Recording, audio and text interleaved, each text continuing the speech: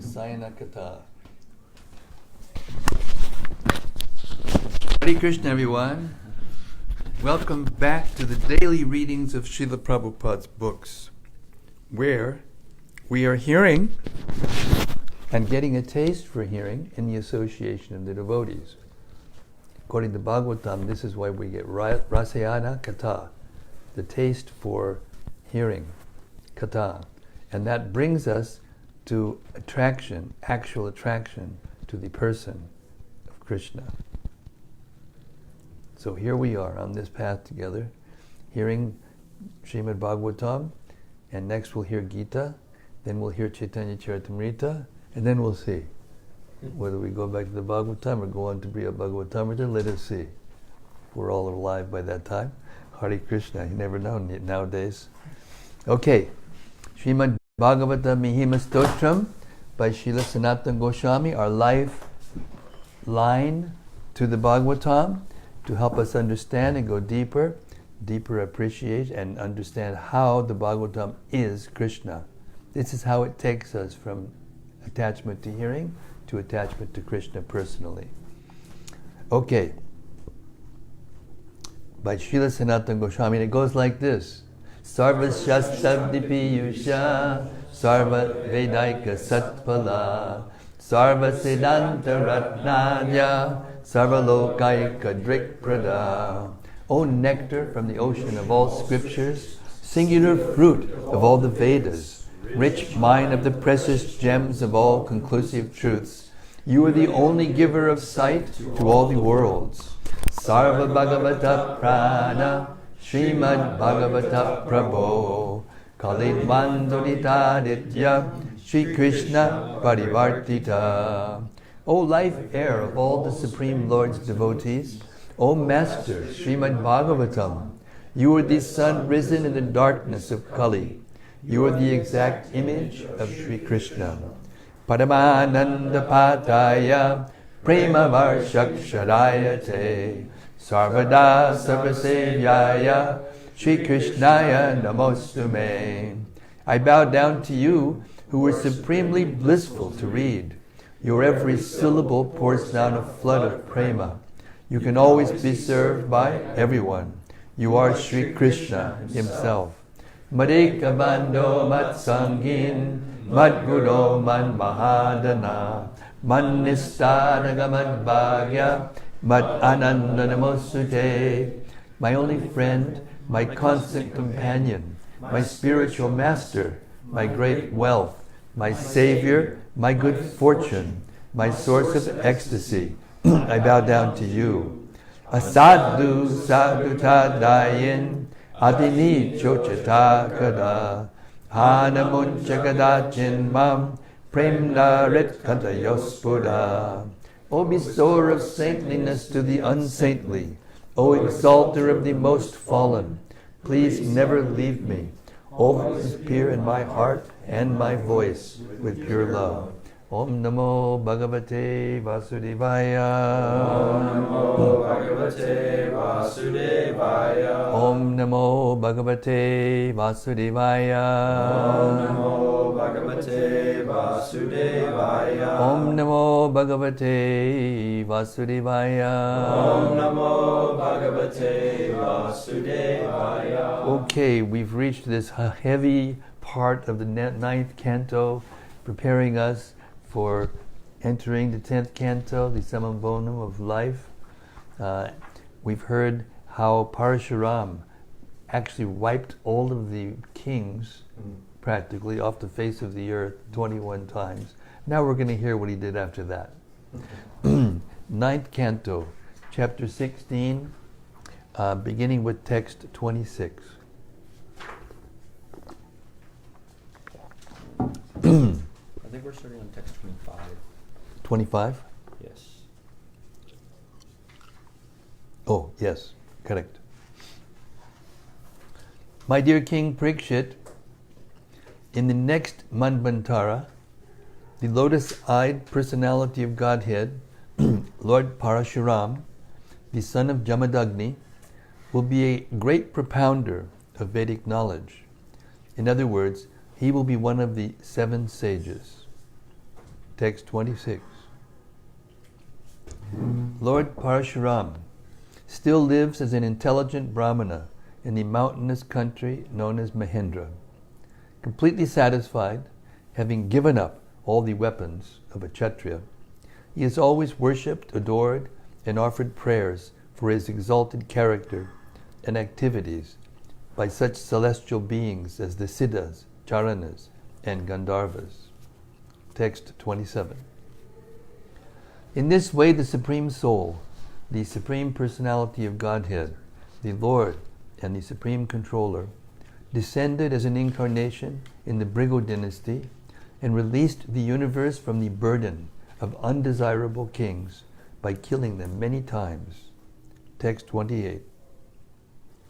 Vishwamrita, the son of Maharaj Gadi, was as powerful as the flames of fire. From the position of a Kshatriya, he achieved the position of a powerful Brahmana by undergoing penances and austerities. Purport. Now, having narrated the history of Lord Parasurama, Shukadeva Goswami begins the history of Vishwamrita. From the history of Parasurama, we can understand that although Parasurama belonged to the Brahminical group, he circumstantially had to work as a Kshatriya. Later, after finishing his work as a Kshatriya, he again became a Brahmana and returned to Mahendra Parvata. Similarly, we can see that although Vishwamrita was born in a Kshatriya family, by austerities and penances, he achieved the position of a Brahmana. These histories confirm the statements in Shastra that a Brahmana may become a Kshatriya may become a Brahmana or Vaishya, and a Vaishya may become a Brahmana by achieving the required qualities. One's status does not depend upon birth. As confirmed in Srimad-Bhagavatam 7.11.35 by Narada, Yasya ya lakshanam proktam pungso varna yanjakam yad anyatra pidrisheta tat tenaiva vidir dishet. If one shows the symptoms of being a Brahmana, Kshatriya, Vaishya, or Shudra, even if he has appeared in a different class, he should be accepted according to those symptoms of classification. To know who is a Brahmana and who is a Kshatriya, one must consider a man's quality and work. If all the unqualified Shudras become so-called Brahmanas and Kshatriyas, social order will be impossible to maintain. Thus there will be discrepancies. Human society will turn into a society of animals, and the situation all over the world will be hellish. Text 29. O King Parikshit, Vishwamrita had 101 sons, of whom the middle one was known as Madhuchanda. In relation to him, all the other sons were celebrated as the Muchachandas. In this purport, in this connection, Srila Vishwanath Chakravarti Thakur quotes this statement from the Vedas: Tasya hi Vishwami rasyaikashtam putra asu panchasad eva jayangso madhuchandasa panchasat kaniyang saha. Vishwamrita had 101 sons. 50 were older than Madhuchanda and 50 younger. Text 30. Vishwamrita accepted the son of Ajigartha, known as Shunakshepa, who was born in the Bhrigu dynasty and was also known as Devarata, as one of his own sons. Vishwamrita ordered his other sons to accept Shunakshepa as their eldest brother. Shunakshepa's father sold Shunakshepa to be sacrificed as a man-animal in the yajna of King Harishchandra. When Shunakshepa was brought into the sacrificial arena, he prayed to the demigods for release and was released by their mercy. Purport. Here is a description of Shunakshepa. When Harishchandra was to sacrifice his son Rohita, Rohita arranged to save his own life by purchasing Shunakshepa from Shunakshepa's father to be sacrificed in the yajna. Shunakshepa was sold to Maharaj Harishchandra because he was the middle son between the oldest and the youngest. It appears that the sacrifice of a man as an animal in yajna has been practiced for a very long time. Text 32. Although Shunakshepa was born in the Bhargava dynasty, he was greatly advanced in spiritual life, and therefore the demigods involved in the sacrifice protected him. Consequently, he was also celebrated as the descendant of Gadhi, named Devarata. Text 33. When requested by their father to accept Shunakshepa as the eldest son, the elder 50 of the Machuchandas, the sons of Vishwamitra, did not agree. Therefore, Vishwamitra, being angry, cursed them. May all of you bad sons become mlechas, he said, being opposed to the principles of Vedic culture. Purport. In Vedic literature there are names like Mlecha and Yavana. The Mlechas are understood to be those who do not follow the Vedic principles. In former days the Mlechas were fewer, and Vishwamitra Muni cursed his sons to become Mlechas. But in the present age, Kali Yuga, there is no need for cursing. For people are automatically Mlechas. This is only the beginning of Kali Yuga. But at the end of Kali Yuga, the entire population will consist of Mlechas because no one will be able to follow the Vedic principles. No one will follow the Vedic principles. At that time, the incarnation Kalki will appear. Mlecha Nivaha Nidane Kalayas Kararavam. He will kill all the Mlechas indiscriminately with his sword. It's interesting because in the revelations of the Bible, there is a character called the Apocalypse who rides a white horse and carries a double-edged sword. Same imagery. Text 34. When the elder Madhuchandas were cursed, the younger 50, along with Madhuchanda himself, approached their father and agreed to accept his proposal. Dear father, they said, we shall abide by whatever arrangement you like. Text 35. Thus the younger Machudandas accepted Shunakshepa as their eldest brother and told him, we shall follow your orders. Vishwamitra then said to his obedient sons, because you have accepted Shunakshepa as your eldest brother, I am very satisfied. By accepting my order, you have made me a father of worthy sons, and therefore I bless all of you to become fathers of sons also. Congratulations. Purport.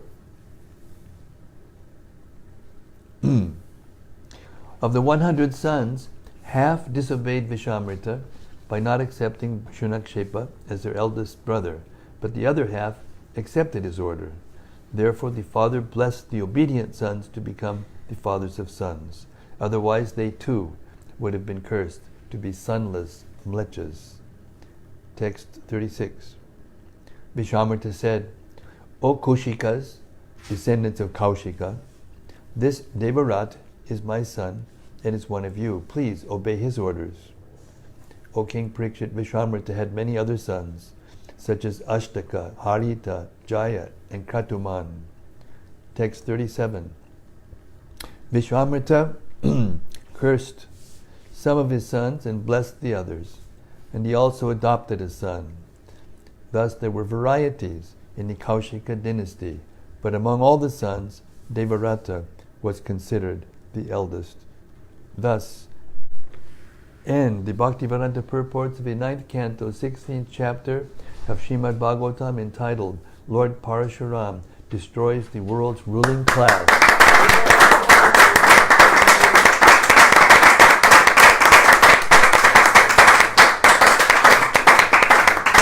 Okay.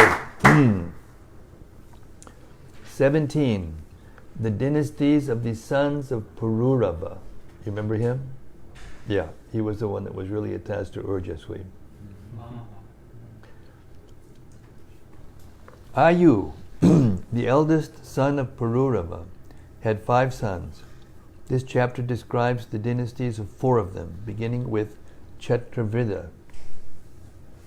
Ayu, the son of Parasurama, had 5 sons: Nahusha, Kshatrivida, Raji, Rabha, and Anena. The son of Kshatrivida was Suhotra, who had 3 sons, named Kasha, Kusha, and Gritsmada. The son of Gritsmada was Shunaka, and his son was Shaunaka. The son of Kasha was Kashi. From Kashi came the sons and grandsons known as Rashtra, Dirgatama, and then Dhanvantari, who was the inaugurator of medical science and was a Shaktivesh incarnation of the Supreme Personality of Godhead, Vasudeva. The descendants of Dhanvantari were Ketuman, Bhimarata, Divodasa, and Juman, who was also known as Pratardana, Shatrujit, Vatsa, Ritatvaj, and Kuvalyashva. The son of Juman was Alarka, who reigned over the kingdom for many, many years. Following in the dynasty of Alarka were Santati, Sunita, Niketana, Dharmaketu, Satyaketu, Drishtaketu, Sukumara, Vitihotra, Bharga, and Bhargabhumi. All of them belonged to the dynasty of Kashi, the descendant of Kshatrivida. The son of Rabha was Rabasa, and his son was Gambhira. Gambhira's son was Akriya, and from Akriya became Brahmavit. The son of Anena was Shuddha, and his son was Shuchi. The son of Shuchi was Chitrakrit, whose son was Shantaraj. Raji had 500 sons, all of them of extraordinary strength. Raji was personally very powerful and was given the kingdom of heaven by Lord Indra. Later, after Raji's death, when the sons of Raji refused to return the kingdom to Indra, by Brihaspati's arrangement, they became unintelligent and Lord Indra conquered them. The grandson of Kshatrivida, named Kusha, gave birth to a son named Prati. From Prati came Sanjaya. From Sanjaya, Jaya. From Jaya, Krita. And from Krita, Haryabala. The son of Haryabala was Sahadev. The son of Sahadev, Hina. The son of Hina, Jayasena. The son of Jayasena, Sankriti. And the son of Sankriti, Jaya. Text 1-3. Shukadev Goswami said, from Pururava came a son named Ayu, whose very powerful sons were Nahusha, Kshatrivida, Raji, Rabha, and Anena. O Maharaj Parikshit, now hear about the dynasty of Kshatrivida. Kshatrivida's son was Suhotra, who had 3 sons, named Kashya, Kusha, and Gritsmada. From Gritsmada came Shunaka, and from him came Shaunaka, the great saint, the best of those conversant with the Rig Veda. Text 4. The son of Kasha was Kashi, and his son was Rashtra, the father of Drigatama. Drigatama had a son named Dhanvantari, who was the inaugurator of the medical science and the incarnation of Lord Vasudeva, the enjoyer of the results of sacrifices. One who remembers the name of Dhanvantari can be released from all disease. Text 5. The son of Dhanvantari was Ketuman, and his son was Bhimarata. The son of Bhimarata was Divodasa, and the son of Divodasa was Numan, also known as Pratardana. 6. Numan was also known as Shatrujit, Vatsa, Ritatvaj, and Kulavyashva. From him were born Alarka and other sons. Text 7. Alarka, the son of Juman, reigned over the earth for 66,000 years. My dear King Parikshit, no one other than him has reigned over the earth for so long as a young man. Text 8. From Alarka came a son named Santati, and his son was Sunita. The son of Sunita was Niketana. The son of Niketana was Dharmaketu, and the son of Dharmaketu was Satyaketu. 9. O King Parikshit, from Satyaketu came a son named Drishtaketu, and from Drishtaketu came Sukumara, the emperor of the entire world. From Sukumara came a son named Vitihotra, and from Vitihotra, Bharga, and from Bharga, Bharga Bhumi. Text 10. O Maharaj Parikshit, all of these kings were descendants of Kashi, and they could also be called descendants of Chaturvida.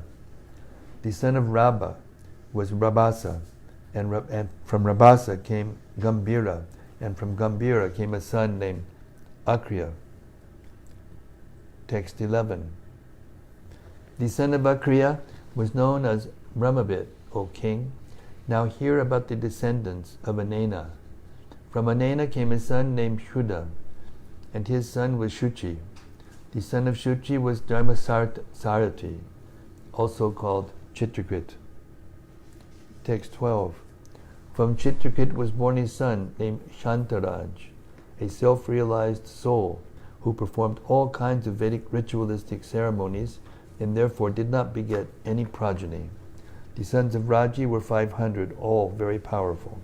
13. On the request of the demigods, Raji killed the demons and thus returned the kingdom of heaven to Lord Indra. But Indra, fearing such demons as Prahlad, returned the kingdom of heaven to Raji and surrendered himself at Raji's lotus feet. Ooh. Text 14. Upon Raji's death, Indra begged Raji's sons for the return of the heavenly planet. They did not return it, however, although they agreed to return Indra's shares in ritualistic ceremonies. Purport. Raji conquered the kingdom of heaven, and therefore when Indra, the heavenly king, begged Raji's sons to return it, they refused. Because they had not taken the heavenly kingdom from Indra, but had inherited it from their father, they considered it their paternal property. Why then should they return it to the demigods? Text 15. Thereafter, Brihaspati, the spiritual master of the demigods, offered oblations in the fire so that the sons of Raji would fall from moral principles. When they fell, Lord Indra killed them easily because of their degradation. Not a single one of them remained alive. Text 16. From Kusha, the grandson of Chitravidya, was born a son named Prati. The son of Prati was Sanjaya, and the son of Sanjaya was Jaya. From Jaya, Krita was born, and from Krita, King Haryabala. 17. From Haryabala came a son named Sahadev, and from Sahadev came Hina. The son of Hina was Jayasena, and the son of Jayasena was Sankriti. The son of Sankriti was the powerful and expert fighter named Jaya. These kings were the members of the Chaturvida dynasty. Now let me describe to you the dynasty of Nahusha. Thus end the Bhaktivedanta purports of the 9th canto, 17th chapter of Srimad-Bhagavatam, entitled The Dynasties of the Sons of King Parasurama.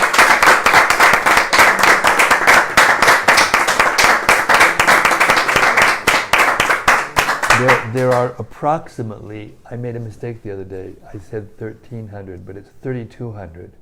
There's approximately 3,200 names mentioned in the Srimad-Bhagavatam. So, considering how long of time this spans. I'm here. Not now. Considering the length of time it spans, these are very important personalities. Therefore, their names are purifying to hear. Only devotees can get pleasure from this. Chapter 18. King Yayati regains his youth. This chapter gives the history of King Yayati, the son of Nahusha. Among Yayati's 5 sons, the youngest son, Puru, accepted Yayati's invalidity. When Nahusha, who had 6 sons, was cursed to become a python, his eldest son Yati took sannyas, and therefore the next son, Yayati, was enthroned as king. By providence, Yayati married the daughter of Shukracharya. Shukracharya was a Brahmana and Yayati a Kshatriya, but Yayati married her nonetheless.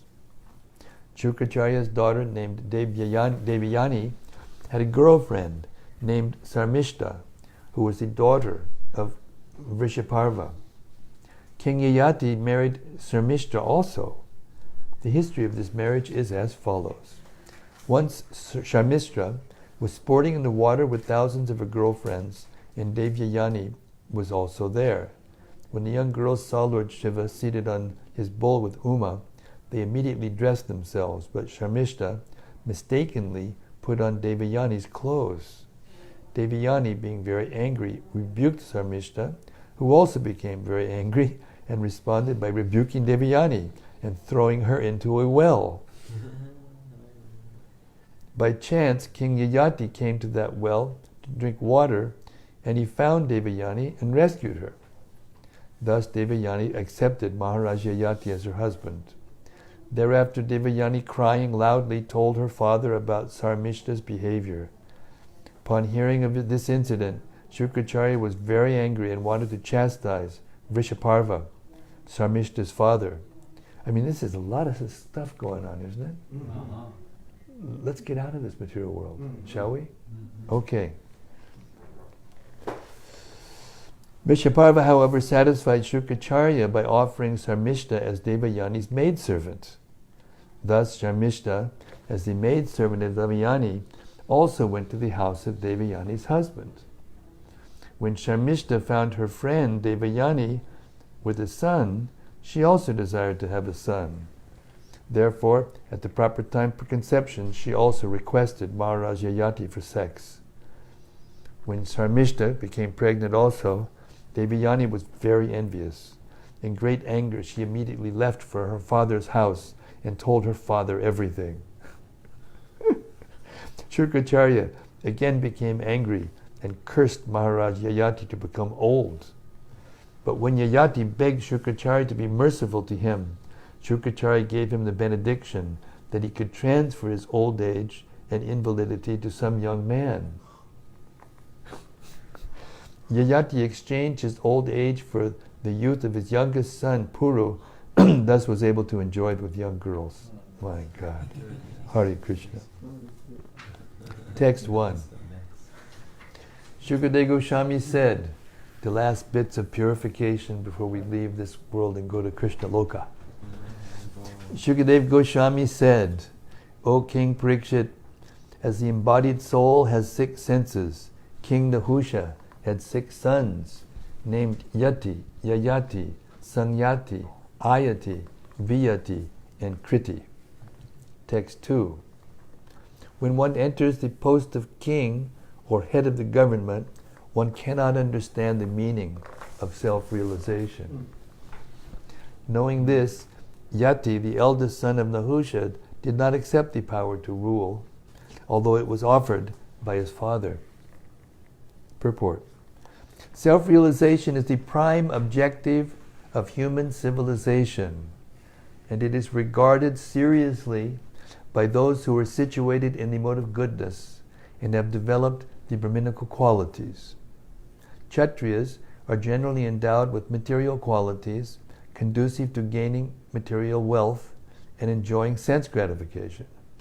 But those who are spiritually advanced are not interested in material opulence.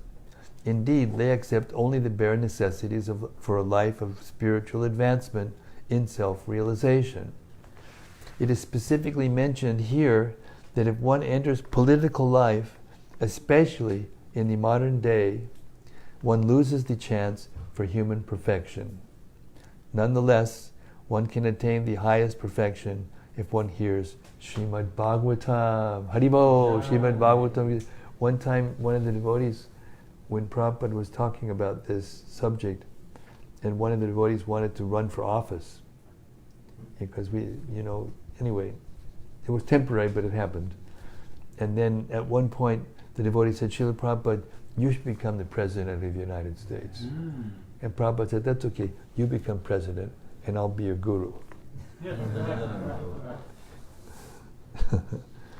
This hearing is described as Nityam Bhagavata Sevaya. Maharaj Parikshit was involved in politics, but because at the end of his life he heard Srimad-Bhagavatam from Shukadeva Goswami, he attained perfection very easily. Sri Chaitanya Mahaprabhu has therefore suggested Stane Stitak Shutikatam Tanuvan Manobir Ye Prayaso Jita Jito Pyastitrais Trilokyam. Regardless of whether one is in the mode of passion, ignorance, or goodness, if one regularly hears Srimad-Bhagavatam from self-realized soul, he is freed from the bondage of material involvement. I think I'll repeat that one. What do you think? Regardless of whether one is in the mode of passion, ignorance, or goodness, if one regularly hears Srimad-Bhagavatam from the self-realized soul, one is freed from the bondage of material involvement. Srila Prabhupada ki jai. That's the blessing of Prabhupada. Text 3. Because Nahusha, the father of Yayati, molested Indra's wife Shachi, who then complained to Agastya and other brahmanas, these saintly brahmanas cursed Nahusha to fall from the heavenly planets and be degraded to the status of a python. Consequently, Yayati became the king. Text 4. King Yayati had 4 younger brothers, whom he allowed to rule the 4 directions. Yayati himself married Devayani, the daughter of Shukracharya, and Sharmishta, the daughter of Rishaparva, and ruled the entire earth. 5. Maharaj Parikshit said, Shukracharya was a very powerful brahmana, and Maharaj Yayati was a Kshatriya. Therefore, I am curious to know how there occurred this pratiloma marriage between a Kshatriya and a Brahmana. Purport. According to the Vedic system, marriages between Kshatriyas and Kshatriyas, or between Brahmanas and Brahmanas, are the general custom. If marriages sometimes take place between different classes, these marriages are of 2 types, namely Anuloma and Pratiloma. Anuloma marriage between a Brahmana and the daughter of a Kshatriya is permissible, but Pratiloma marriage between a Kshatriya and the daughter of a Brahmana is not generally allowed. Therefore, Maharaj Parikshit was curious about how Shukracharya, a powerful Brahmana, could accept the principle of Pratiloma. Maharaj Parikshit was eager to know the cause for this uncommon marriage. Text 6 and 7. Shukadeva Goswami said, one day, Rishaparva's daughter, Sharmishta, who was innocent but angry by nature, was walking with Devayani, the daughter of Shukracharya, and with thousands of friends in the palace garden. The garden was full of lotuses and trees of flowers and fruits, and was inhabited by sweetly singing birds and bumblebees. Text 8. When the young lotus-eyed girls came to the bank of a reservoir of water, they wanted to enjoy by bathing. Thus they left their clothing on the bank and began sporting, throwing water on one another. Text 9. While sporting in the water, the girls suddenly saw Lord Shiva passing by, seated on the back of his bull with his wife, Parvati. Ashamed because they were naked, the girls quickly got out of the water and covered themselves with their garments. Text 10. Sharmishta, unknowingly put Devayani's dress on her own body, thus angering Devayani, who then spoke as follows. Text 11. Oh, just see the activities of this servant maid, Shamishta. Disregarding all etiquette, she has put on my dress, just like a dog snatching clarified butter meant for use in a sacrifice. Text 12 to 14. We are among the qualified brahmanas who are accepted as the face of the Supreme Personality of Godhead. The brahmanas have created the entire universe by their austerity, and they always keep the absolute truth within the core of their hearts.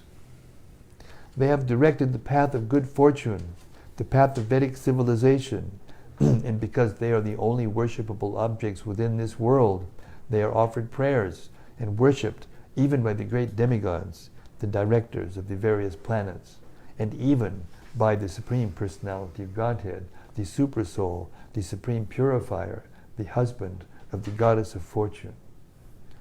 And we are even more respectable. Whoa, little prize slicking in here. And we are even more respectable because we are in the dynasty of Bhrigu. Yet this woman's father, being among the demons, is our disciple, and she has put on my dress exactly like a Shudra taking charge of Vedic knowledge.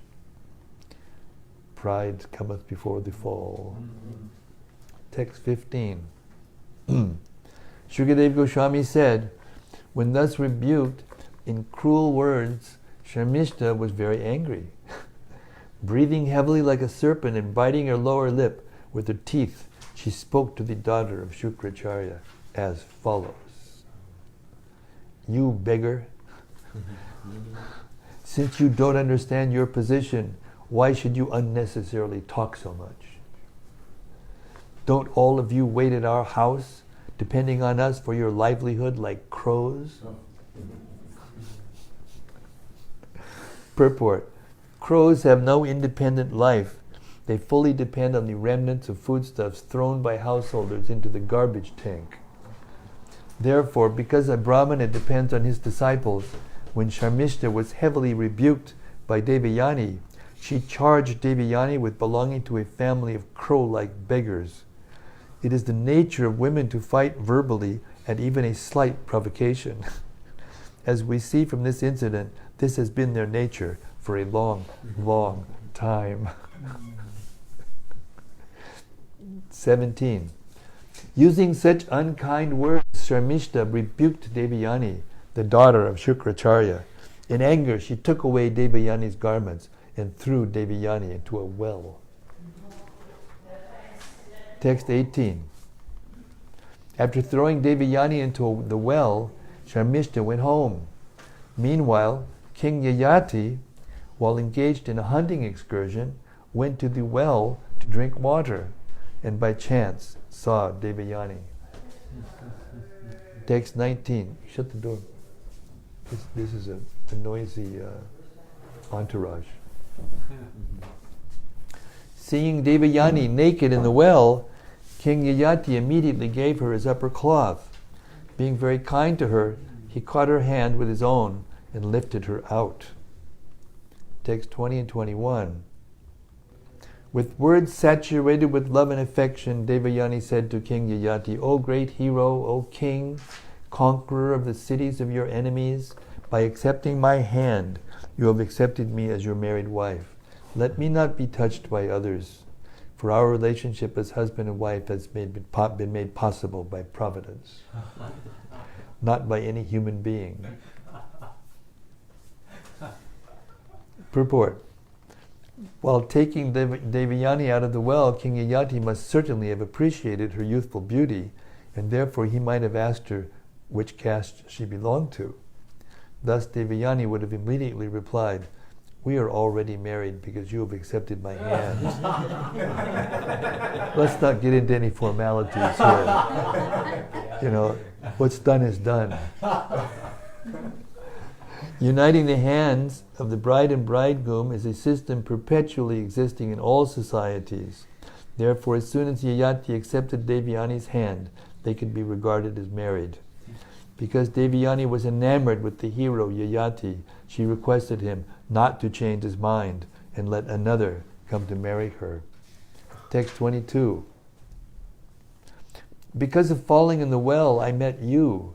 Indeed, this has been arranged by Providence. After I cursed Kacha, the son of the learned scholar Brihaspati, he cursed me by saying that I would not have a Brahmana for a husband. Therefore, O mighty armed one, there is no possibility of my becoming the wife of a Brahmana. Purport. Kacha, the son of the learned celestial priest Brihaspati, had been a student of Shukracharya, from whom he had learned the art of reviving a man who has died untimely. This art, called Mrita Sanjeevani, was especially used during wartime. When there was a war, soldiers would certainly die untimely, but if a soldier's body was intact, he could be brought to life again by this art of Mrita Sanjeevani. This art was known to Shukracharya and many others, and Kacha, the son of Brihaspati, became Shukracharya's student to learn it. Devayani desired to have Kacha as her husband, but Kacha, out of regard for Shukracharya, looked upon the Guru's daughter as a respectable superior and therefore refused to marry her. Devayani angrily cursed Kacha by saying that although he had learned the art of Mrita Sanjeevani from her father, it would be useless. When cursed in this way, Kacha retaliated by cursing Devayani never to have a husband who was a Brahmana. Because Devayani liked Yayati, who was a Kshatriya, she requested him to accept her as his bona fide wife.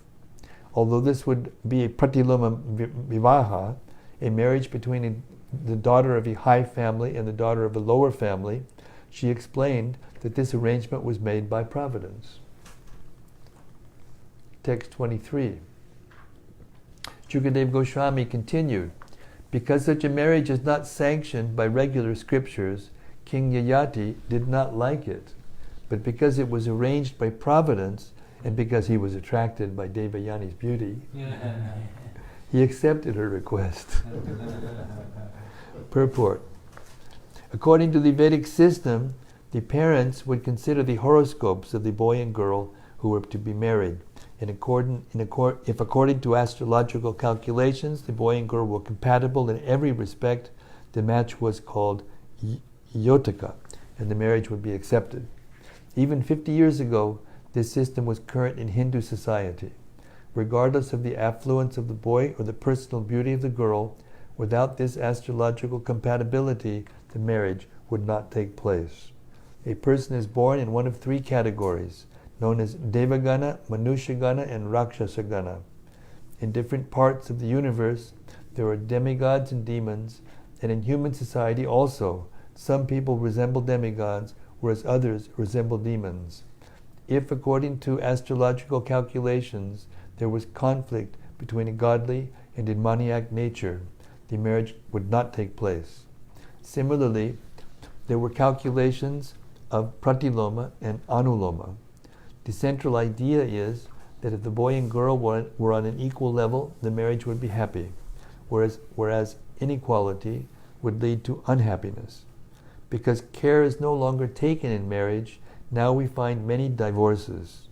Indeed, divorce has now become a common affair, although formerly one's marriage would continue lifelong, and the affection between husband and wife was so great that the wife would voluntarily die when her husband died, or would remain a faithful widow throughout her entire life. Now, of course, this is no longer possible, for human society has fallen to the level of animal society.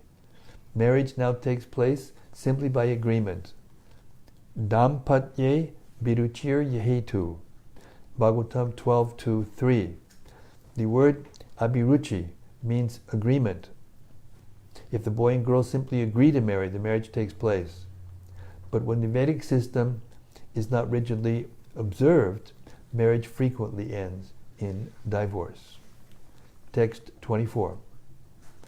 Thereafter, when the learned king returned to his palace, Devayani returned home crying and told her father, Shukracharya about all that had happened because of Sharmishta.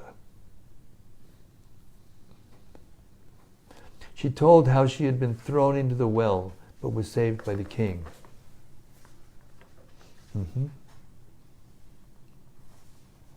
Text 25. As Shukracharya listened to what happened to Devayani, his mind was very much grieved, condemning the profession of priesthood and praising the profession of unchavriti, collecting grains from the fields. He left home with his daughter. Purport. When a Brahmana adopts the profession of a kapota, a pigeon, he lives by collecting grains from the field. This is called unchavriti. A Brahmana who takes to this unchavriti profession is called first class because he depends completely on the mercy of the Supreme Personality of Godhead and does not beg from anyone. Although the profession of begging is allowed for a Brahmana or sannyasi, one does better if he can avoid such a profession and completely depend on the mercy of the Supreme Personality of Godhead for maintenance. Shukracharya was certainly very sorry that because of his daughter's complaint, he had to go to his disciple to beg some mercy, which he was obliged to do because he had accepted the profession of priesthood. In his heart, Shukracharya did not like his profession, but since he had accepted it, he was obliged to go unwillingly to his disciple to settle the grievance submitted by his daughter. Politics. Text 26. King Rishiparva understood that Shukracharya was coming to chastise or curse him. Consequently, before Shukracharya came to his house, Rishiparva went out and fell down in the street at the feet of his guru and satisfied him, checking his wrath. There you go.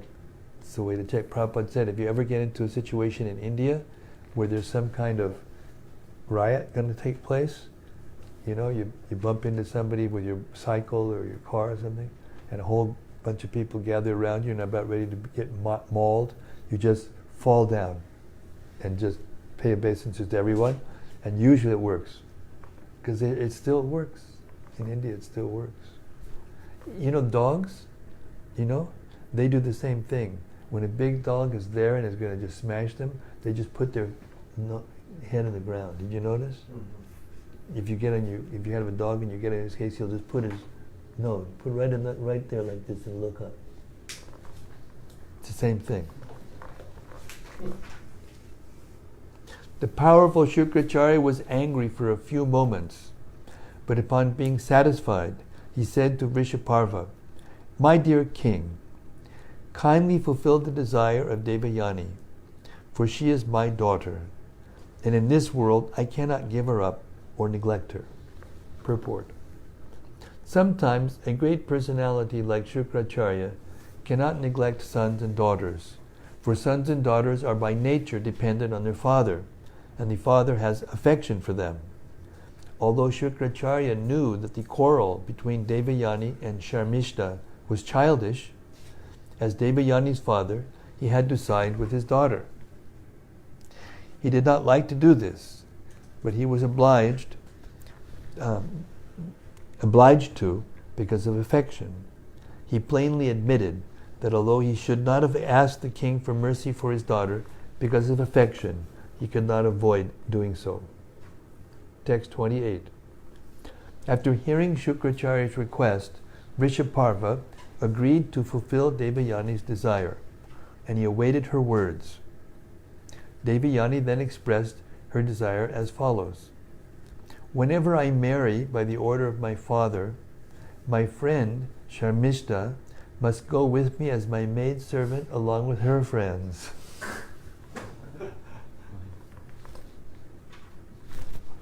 There you have it. Text 29. Rishiparva wisely thought that Shukracharya's displeasure would bring danger, and that his pleasure would bring material gain. Therefore, he carried out Shukracharya's order and served him like a slave. He gave his daughter Sharmishta to Devayani, and Sharmishta served Devayani like a slave, along with thousands of other women. Purport. In the beginning of these affairs concerning Sharmishta and Devayani, we saw that Sharmishta had many friends. Now these friends became maidservants of Devayani. When a girl married a Kshatriya king, it was customary for all her girlfriends to go with her to her husband's house. For instance, when Vasudeva married Devaki, the mother of Krishna, he married all 6 of his sisters, and she also had many friends who accompanied her. A king would maintain not only his wife, but also the many friends and maidservants of his wife. Some of these maidservants would become pregnant and give birth to children. Such children were accepted as Dasiputra, the sons of the maidservants, and the king would maintain them. The female population is always greater than the male, but since a woman needs to be protected by a man, the king would maintain many girls who acted either as friends or as maidservants of the queen. In the history of Krishna's household life, we find that Krishna married 16,108 wives. These were not maidservants, but direct queens, and Krishna expanded himself into 16,108 forms to maintain different establishments for each and every wife. Well, that knowledge came at a timely moment to see the difference between Krishna and everyone else. Huh? This is not possible for ordinary men. Therefore, although the kings had to maintain many servants and wives, not all of them had different establishments. Text 30. When Shukracharya gave Devayani in marriage to Yayati, he had Sharmishta go with her.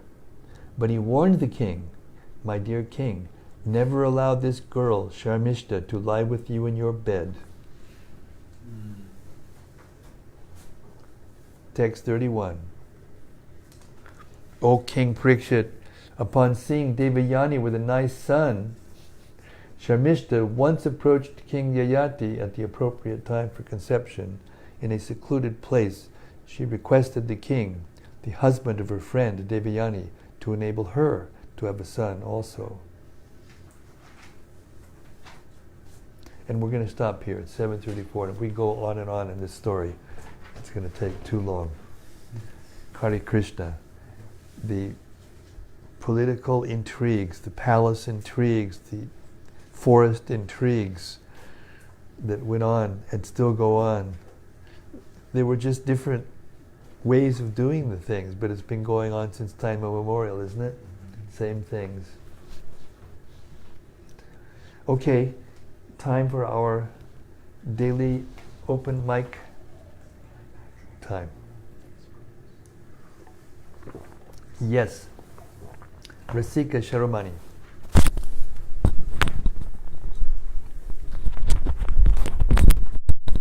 I'm reminded of the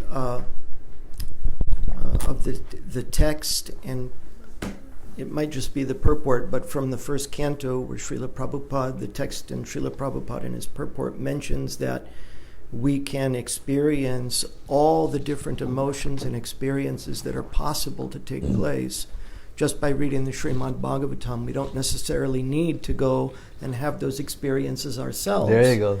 And we become satisfied thereby. So I'm just thinking about how I don't need to watch soap operas anymore. That's Yeah. And we learn what not to do. Yes. When you hear it in the context of the Bhagavatam, it becomes silly, it becomes ridiculous, but these things are going on. But when you're in it and you're not aloof from it by hearing the Bhagavatam, then it's a whole different thing. And that's the difference between Maya and Krishna consciousness. You can't see what's right and what's wrong. That's in the Gita. There's a verse like that. Seems like every conceivable experience is described, and the effects of those are just... Yes, exactly. There's no question left unturned. Yeah. There's no situation that you can get into that you don't find out how to deal with it properly. Mm-hmm. Haribol. Haribol, thank you.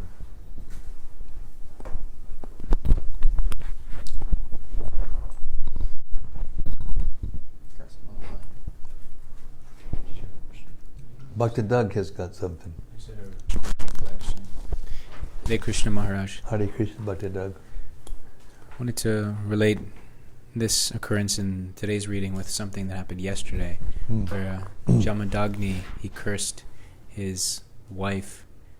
He actually he ordered his son to kill his wife because she became lusty over someone else. And it was talking about, in the purport, about the Brahmanas and how their quality is forgiveness. And because he wasn't able to forgive, he had to have that reaction where he was then killed.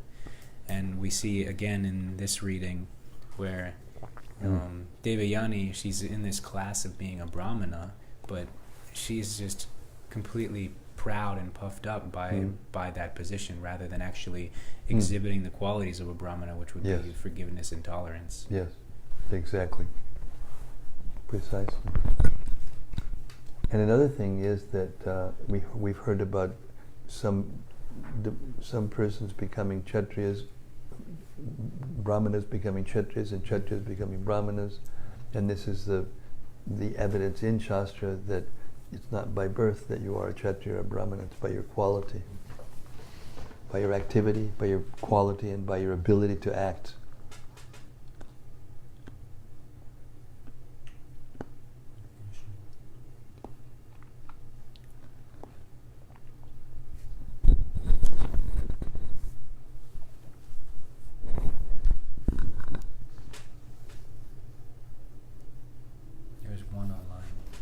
Someone online, okay. This is Hannah. He says, "It was very nice to read this pastime today. When we were hearing about Devayani, I was pondering the nature of women. It is true, but I also was pondering the nature of devotional service. Srila Prabhupada commented on this nature of women to fight and said it's because they need to be married, which maybe lessens that or just drives the man nuts. But when one is engaged in devotional service properly, this desire to be respected is absent.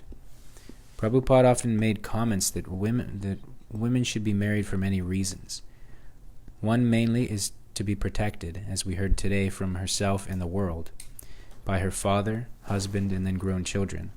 But when one becomes a devotee, naturally these bodily tendencies fade away, and one becomes personally protected by the Supreme Personality of Godhead. Just curious why there's so much emphasis on marriage for a woman, and women being lower than men, which I don't disagree with one bit for materialistic women, but I disagree completely for a devotee that happens to have a woman's body." Well, that means you're going to have to live a little longer until you realize that it applies to devotee women as well as non-devotee women. Because as Prabhupada said it very classically, he said, because of the structural difference between the man and the woman, the woman naturally, by psychology, wants to be protected, and the man naturally wants to protect. It's a psychology that goes even beyond the sexes. It's a psychology. The structure is different. You'll never see any sporting event is, higher from the woman than for the man. It's not possible. There may be rare exceptions where a very, very weak man may be weaker than a very, very weak man, may be very, very weaker than a very, very strong woman. But in general, as classes, it's not like that.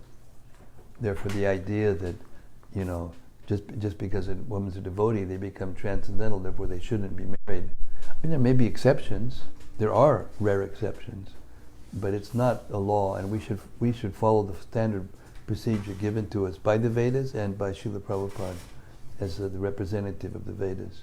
So if you disagree vehemently, now that you become a devotee, so you shouldn't have to get married, you shouldn't get married, then you have to wait a little longer till that's revealed to you. Yes, Prana. Well, I was just if we prematurely claim to be transcendental to like the material laws that are prescribed in the Vedic literature, then what happens is, like we heard about today, the marriage, the incompatibility of the marriages. I mean, that's something I've heard devotees say, well, it doesn't matter how compatible we are because we're just devotees now, so that doesn't really matter. We're just going to serve Krishna, which is a very nice sentiment. But unless one's transcendental, it seems, then we see that divorces that's the point. Continue to take place. Yeah, that's the point. We think, now I'm a devotee, so I don't, but are we actually devotees? Are we actually elevated enough as devotees to be transcendental to those things? There's a famous story in the prelude to the Ramayana when Ravana was, going around the universe picking fights and conquering and doing all these things. He was going over a forest and he looked down and he saw this one beautiful woman meditating in the middle of the forest with no one else around, and she was just beautiful. And so he came down and got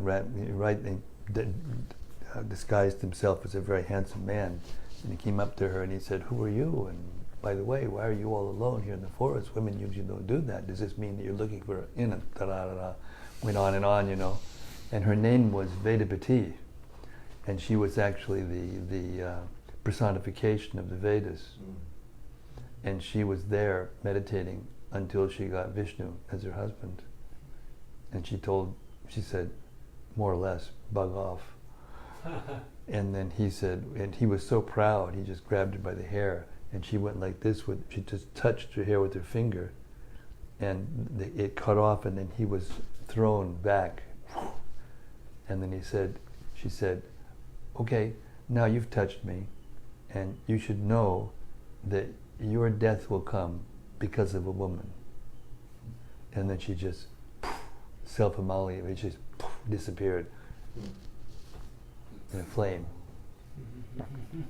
So there are exceptions, but we shouldn't think that we are, the exception. That's the safe path. Prabhupada used to say that we follow the standard procedure. That's the safe path. And then even if we are transcendental, as Lord Chaitanya himself showed as the perfect human being, he showed us how to follow as an example for others. Shakti karma debid bangso, yata kurvati bharata, kuryad vid mangata shaktis, yakirshu lukasangraham. An ignorant person may follow something, a wise person may follow the same thing for a different reason, and that is for setting an example for others. So if one is actually advanced above the laws of nature, they will act according to their station in life, according to the body and situation and providential circumstance, to be an example for others. Otherwise, we'll become self-centered and we'll just do what we want to do, and we will make ourselves an exception, and then we'll get in trouble time after time after time after time. She says, Jai, I agree.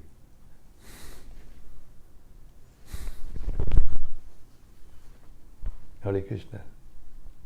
I want to stop early tonight. May I? Yes. By your permission? Because I have a couple of things to do, and I want to record tomorrow morning. We're going nicely, and we're going to continue till we go.